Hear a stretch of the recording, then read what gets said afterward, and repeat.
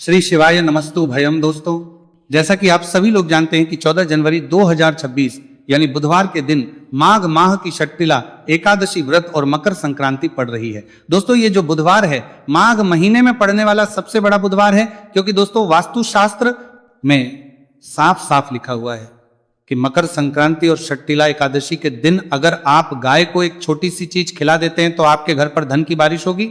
माना जाता है कि भगवान श्री हरि विष्णु जी का तो आपको आशीर्वाद मिलेगा ही मिलेगा, माता लक्ष्मी जी भी आपको मिलेगी।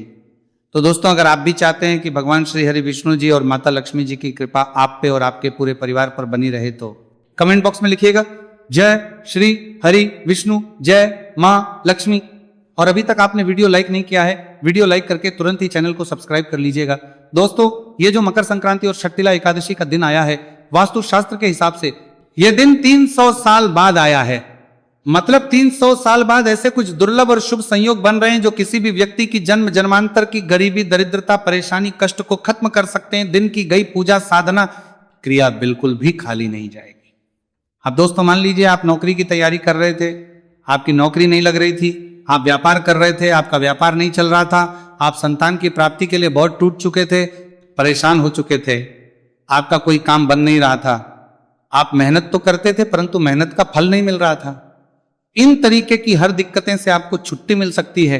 बस मकर संक्रांति और षट्टिला एकादशी के दिन आपको गौ माता को कुछ ऐसी चीजें खिलानी है जो आपको हम वीडियो में बताने जा रहे हैं।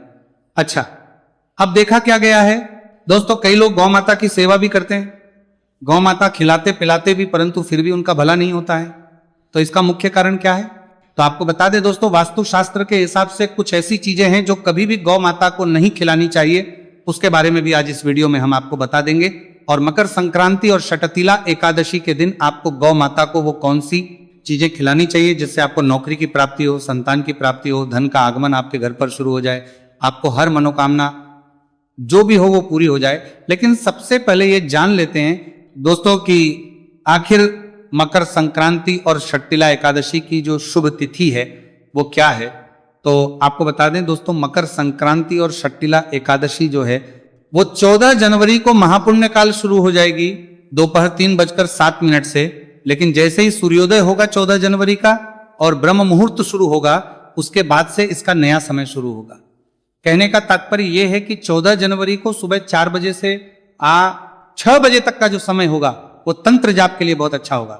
मतलब अगर आप मकर संक्रांति और षट्टिला एकादशी के दिन भगवान श्री हरि विष्णु जी का मंत्र जाप करना चाहते हैं, तंत्र जाप करना चाहते हैं, तो वो बहुत ही ज्यादा शुभ और कल्याणकारी होगा। और अगर कोई पूजा साधना क्रिया करना चाहते हैं, उसके लिए जो समय बताया गया है वास्तु शास्त्र के हिसाब से वो 7:07, 12:35 के लिए बताया गया है। अब जो आपको हम गौ माता को खिलाने के लिए बताने जा रहे हैं वो चीजें आपको सुबह 7 बजे से 7 मिनट के बीच से लेकर 12:35 के बीच में खिलाना होगा। तो इस वीडियो को बहुत ध्यान से अंत तक देखिएगा, क्योंकि अगर आपने गौ माता को वो चीजें खिला दी जो आपको हम बताने जा रहे हैं, निश्चित रूप से दोस्तों आपको नौकरी मिलेगी, संतान की प्राप्ति होगी, धन का आगमन आपके घर पर शुरू हो जाएगा, माता लक्ष्मी जी का आशीर्वाद प्राप्त होगा, माँ लक्ष्मी के आशीर्वाद से आपके पास धन धान्य समृद्धि का भंडार होगा। इसलिए दोस्तों इस वीडियो को लास्ट तक अंत तक देखिएगा। और अभी तक आपने वीडियो लाइक नहीं किया है, तुरंत ही वीडियो को लाइक कर दीजिए। तो दोस्तों आपको हम बता दें कि सबसे पहले आपको ये जान लेना चाहिए कि गौ माता को हमें क्या क्या नहीं खिलाना चाहिए जिससे हमें कभी भी किसी भी देवी देवता का क्रोध झेलना ना पड़े। तो देखा गया दोस्तों, लोग क्या करते हैं, घर पर रोटी बना लेते हैं, रोटी को ऐसे पन्नी में बांध करके रख देते हैं। जब वो 3-4 दिन पुरानी हो जाती है तब उनको ध्यान आता है कि हमारे पास रोटी रखी हुई है, और उसी को उठाकर गाय माता को खिला देते हैं। देखिए दोस्तों, गाय को सड़ा गला खाना कुछ भी खिला देंगे वो खा लेगी, लेकिन अगर उसको तकलीफ होगी तो आप भी उसके भागीदार होंगे। कहने का तात्पर्य यह है कि अगर आप गौ माता को सड़ी गली रोटी खिला रहे हैं और उनको कष्ट होगा तो उसके आप भागीदार होंगे, आपके घर पर नकारात्मक शक्तियां आएंगी अगर आप बासी रोटी खिला रहे हैं। तो दूसरा यह भी देखा गया कि बहुत से ऐसे लोग होते हैं दोस्तों जो ध्यान नहीं देते हैं, सड़ा गला खाना गौ माता को खिला देते हैं। दोस्तों ये बहुत अशुभ माना गया है, कभी भी ऐसा मत कीजिएगा। अगर आप ऐसा करते हैं, साल के किसी भी दिन ऐसा करते हैं, निश्चित रूप से आपके घर पर धन का आगमन बंद हो जाएगा। गौ माता को लक्ष्मी माता का स्वरूप माना जाता है। शायद आपको यह बात ना पता हो, गौ माता के गोबर में माँ लक्ष्मी जी का वास होता है, गौमूत्र में माँ गंगा जी का वास होता है, गौसिंग के बीच में भोलेनाथ बाबा का वास होता है। इसलिए दोस्तों कभी भी गौ माता को सड़ा गला खाना मत खिलाइएगा। आप अगर घास फूस भी खिला रहे हैं तो उसमें थोड़ी सी हरी सब्जी मिला दीजिएगा। तीसरा, कभी भी अपने हाथों से पीपल के पत्ते को तोड़ करके गौ माता को नहीं खिलाना चाहिए। मान लीजिए आपने गौ माता को पाल रखा है, गौ माता आपके घर पर है, आप गौ माता की सेवा करते हैं, कभी भी पीपल के पत्ते को अपने हाथ से तोड़कर मत आना। यह हो सकता है कि आपका कोई मित्र हो, आपका कोई दोस्त हो, आपका कोई जानने वाला हो, वो पीपल के पत्ते तोड़ करके गौ माता को खिला सकता है, परंतु आप खुद अपनी गाय को कभी भी पीपल का पत्ता तोड़ करके नहीं खिला सकते। चौथा, कभी भी गाय को दूध नहीं पिलाना चाहिए। इससे हमारे घर पर जो धन आता है वो कभी भी टिकता नहीं है, रुकता नहीं है। और आप चाहें तो गौ माता को दही खिला सकते हैं, दही में चावल मिला करके खिला सकते हैं, दही में रोटी मिला करके खिला सकते हैं, आप ये कर सकते हैं। लेकिन कभी भी गाय को दूध नहीं पिलाना चाहिए। अब आपको हमने बता दिया कि क्या क्या नहीं खिलाना चाहिए, क्या क्या नहीं पिलाना चाहिए।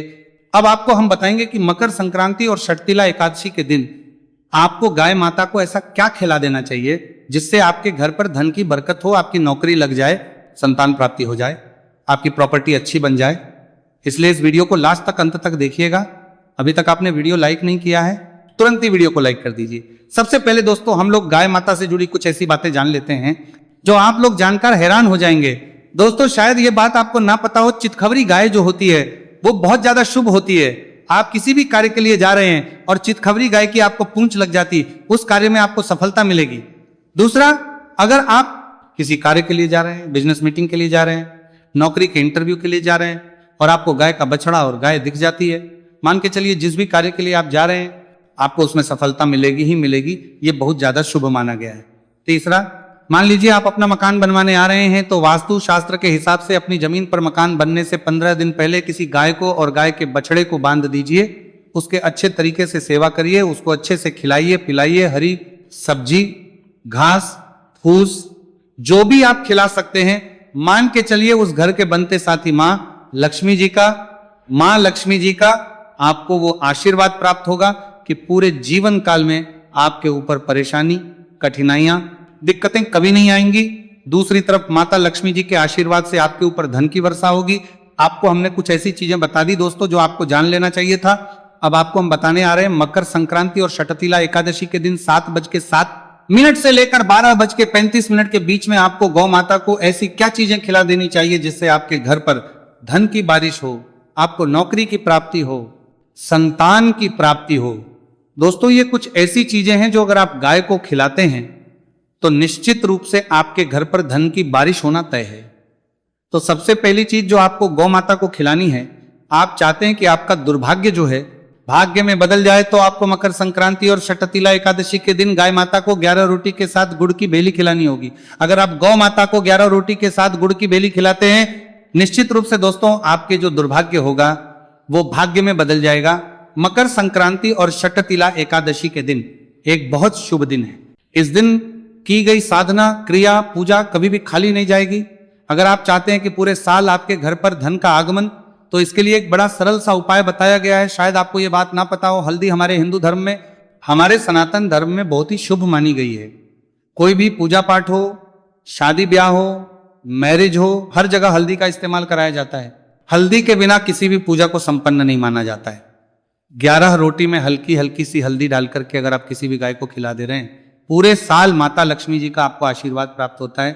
माता लक्ष्मी जी का वो आशीर्वाद आपको मिलता है कि पूरे साल आपके घर पर धन का आगमन बना रहता है। तीसरा, अगर आप चाहते हैं दोस्तों कि आपके माईजाल से निकल जाएं, आपने मान लीजिए कोई कर्ज लिया था, आप उसके माईजाल में फंसते चले आ रहे हैं, तो इसमें आपको क्या करना चाहिए? देखिए, एक बड़ा सरल सा उपाय बताया गया है। आप चाहते हैं कर्ज के माईजाल से आप निकल जाएं, जिस कर्ज के माईजाल में आप फंसे हुए हैं उसके बाहर आ जाएं, तो इसमें आपको बस ये करना है, 21 रोटी में हल्का हल्का सा नमक, एक एक चुटकी नमक डाल करके किसी भी गाय को खिला दीजिए। जो भी आपने कर्ज लिया था, आप उसके माईजाल से निश्चित रूप से बाहर निकल के आ जाएंगे। आपका कर्ज पूरी तरह से खत्म हो जाएगा और आपके पास जो धन आएगा वो टिकेगा भी। अब दोस्तों, आप मान लीजिए नौकरी की तैयारी कर रहे थे, तो अब आपको क्या करना चाहिए?